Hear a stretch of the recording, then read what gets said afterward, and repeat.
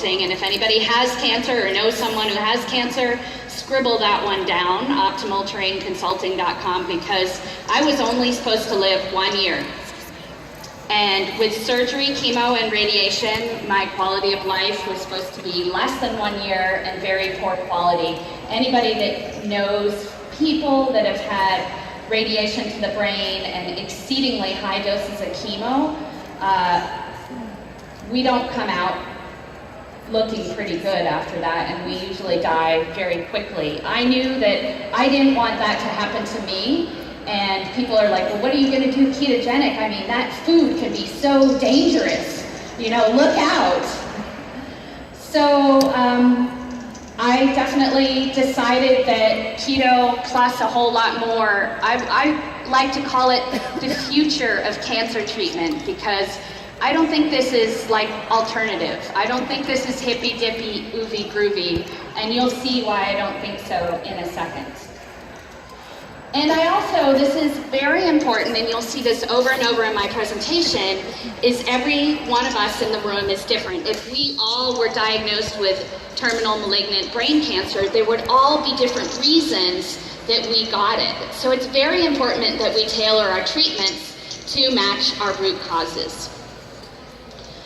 So this is a very fancy diagram that my doctor contrived, and it is all the factors that play into the typical cancering process. Hopefully our slides are going to be available for people later. You guys say yes? I don't know. And of course, how many people have heard about mitochondria? Really, what we're talking about here when we talk about the therapeutic ketogenic diet is healing our mitochondria, and all these different reasons that we get cancer, like stress and inflammation and poor diet and thyroid and HPA access, all really are affecting the mitochondria. So I used to initially say we're talking about addressing inflammation, but what I really think is below inflammation at the root of it all is mitochondria. Oh, back up. So these are the 10 factors that my Dr. Nasha Winters likes to look at for the reasons that we get cancer. And I have to say, when I went through this list with her, my initial appointment, I get about a 75-page report from her. And it's like, these are all the reasons that you have cancer, and here's step 1, step 2, step 3, step 4. And of course, step 1 was, lo and behold, the ketogenic diet, because cancer loves sugar. And cancer loves carbs because carbs break down into sugar. So we were farmers, and so I turned to my pharmacy, the FARM variety, instead of the pharmacy, the other one, and started on my journey. I have to say I was a carbaholic, you know, being vegan and vegetarian. I mean, you eat a ton of rice and pasta and all different kinds of carbs. I didn't mean to be high sugar, but when I tested my blood markers, they definitely were. I also ate tons of sugary vegetables that I grew on my farm. I thought I was like this, you know, super endurance athlete, super healthy person, and I wasn't. When you looked at my blood work, and that's kind of been the theme of this morning, is that skinny, fat, healthy person. I used to be a fat, unhealthy person, then I became a skinny, unhealthy person, and hopefully now I've found a new balance. I haven't relinquished my love of chocolate, and now I make ice cream every day with Lecanto Golden. It's a monk fruit type sugar, and I make chocolate every day. You know, ketogenic diet has to be delicious. It can't be torturous.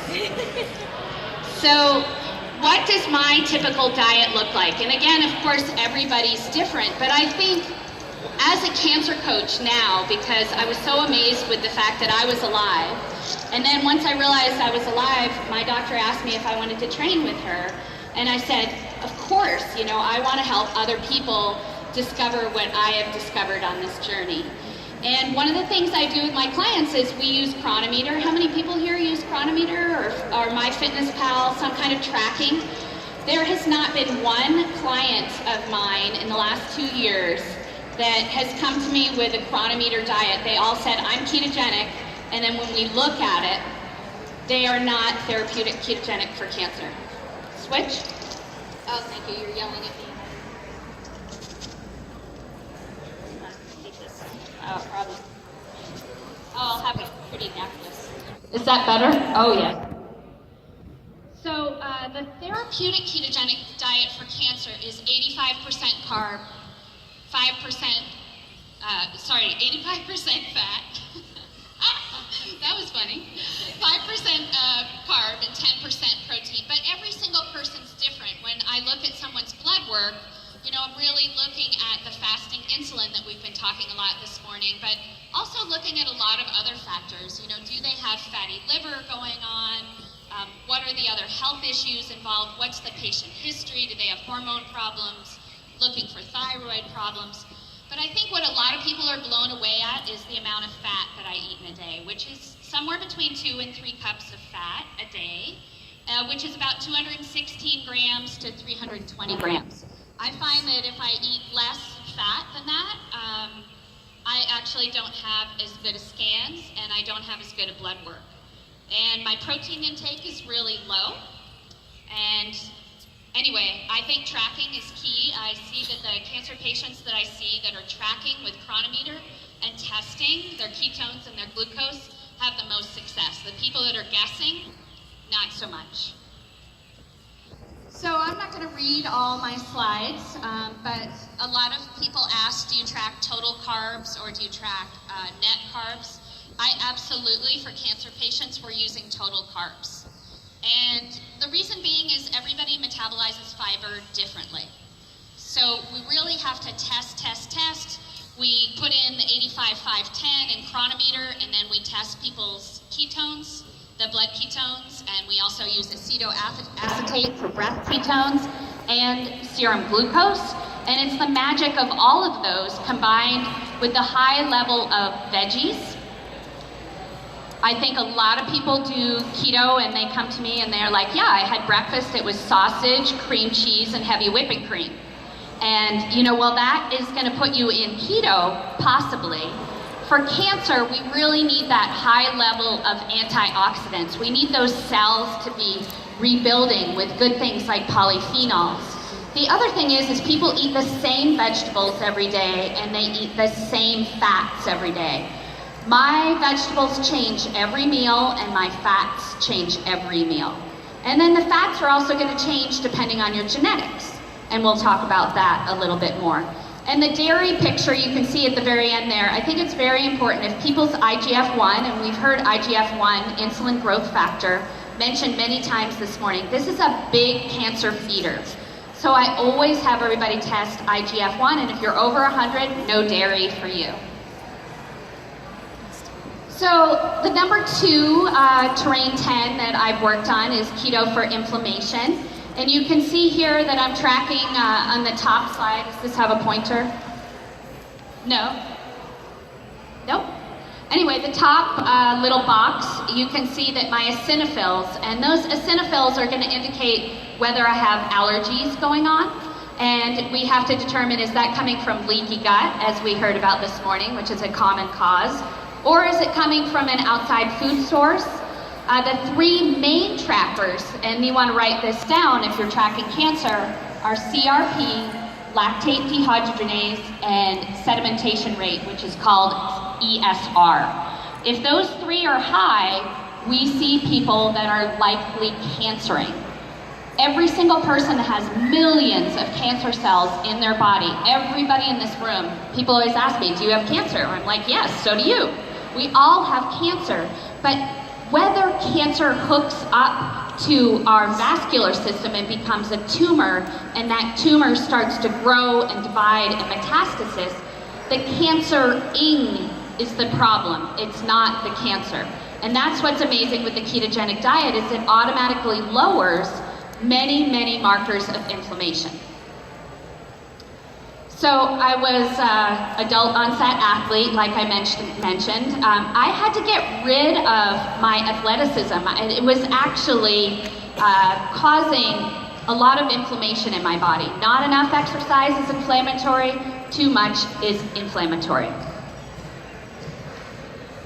So now we're going to talk about epigenetics or genetics, and there's so much research. I'm not going to go into genetics here because I could give an entire talk on that. But there are so many epigenetic and genetic markers that are modified with the ketogenic diet. And I think the biggest one I want to highlight here is that we have the regulation of apoptosis, and that's cell death. So has everybody heard of the fact that cancer cells don't die?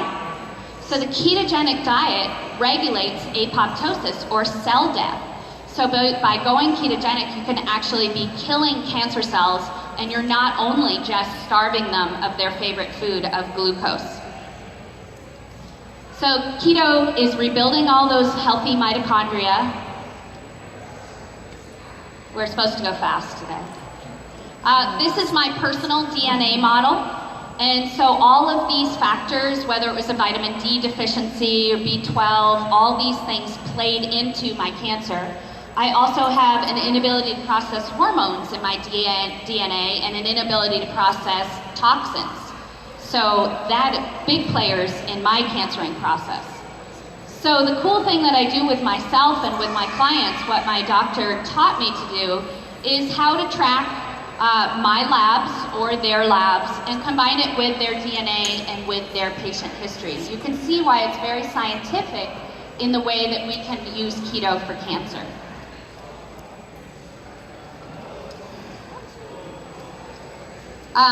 Stress response and circadian rhythm, lack of sleep and too much stress in the body. This little slide here, I put that on there because the cortisol, you can see, was my cortisol on the far side was 20. I added meditation and heart math into my life and my cortisol dropped in half.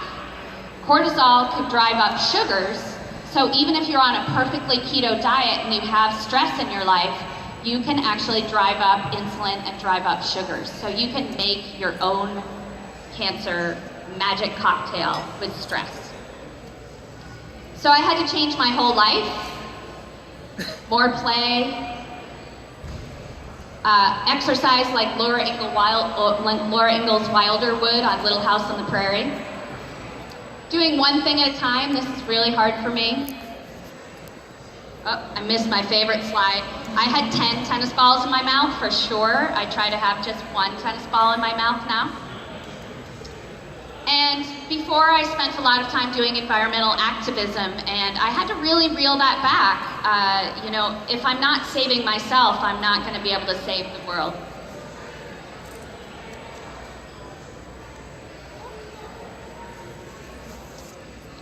Oh, all right. So the toxic burden, we talked about tracking IGF-1.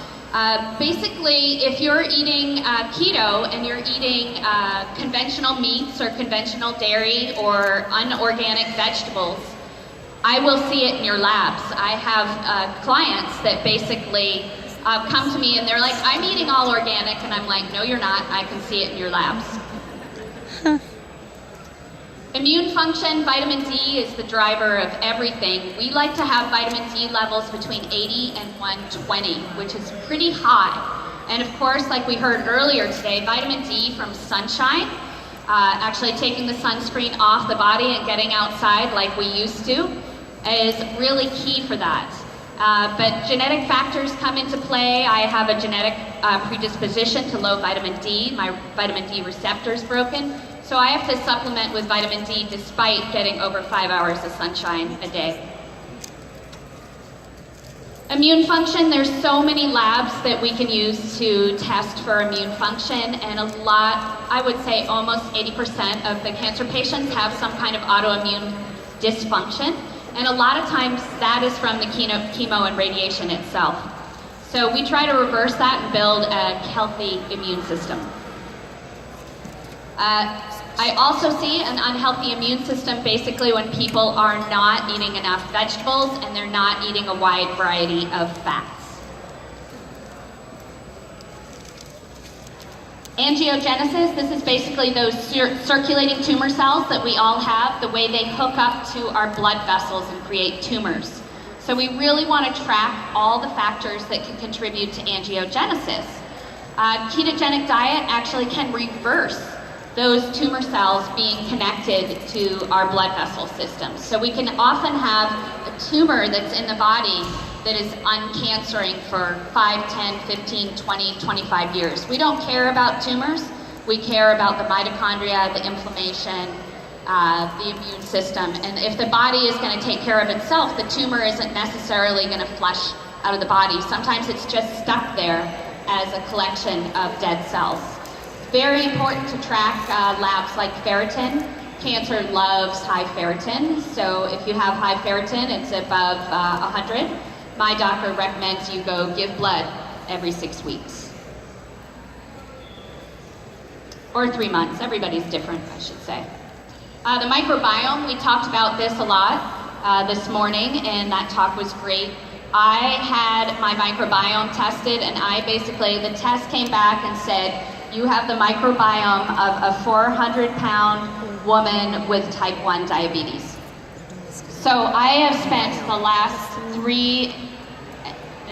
4 years, 3 months working on my microbiome, and I have to say it actually improved significantly this month. And when he said this morning that it can take years for it to recover, I am going to say it took mine exactly 4 years and 1 month to recover from what I did to my microbiome.